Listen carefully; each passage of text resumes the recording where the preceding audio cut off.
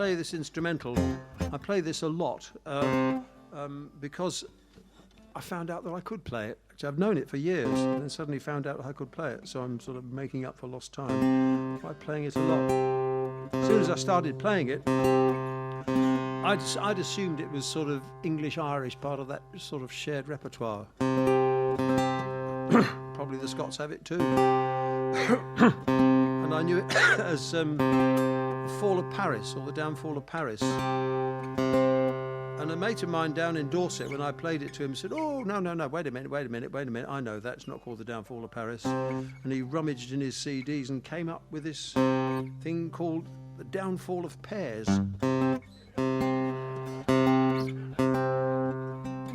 Turns out, and that's the way they played it in Dorset. It's exactly the same, but it's being who they are. This is the CD was by a band called New Scorpion. I'm sure some of you know them. And being who they are, and having among them Tim Laycock, who's the kind of nosy sod that we all need to find out all the interesting information. And he found out fascinating stuff about this tune, which is that it's neither English nor Irish nor Scots.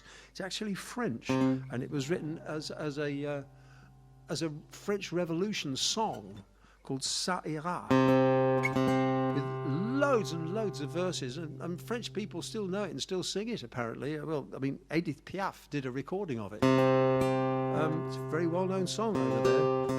But the thing they found out about it that was fascinating was that it was, of course, played by all the French military bands, and by the end of the Napoleonic Wars, every single army that fought in the Napoleonic Wars on whichever side, their military bands played this tune. Everybody played it. And when the Allies entered Paris under Wellington after the Battle of Waterloo, they struck up with this tune, and Wellington was incensed because he knew what this tune was about French Revolution and stringing up aristos from the lampposts or whatever they were then.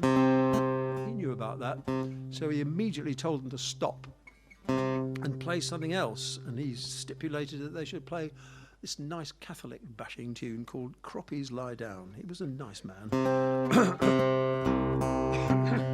And he was, of course, born in Dublin, and was at pains to assure people when they said, "Oh, you're Irish," he was at pains to assure them that just because you're born in a stable doesn't mean you're a horse.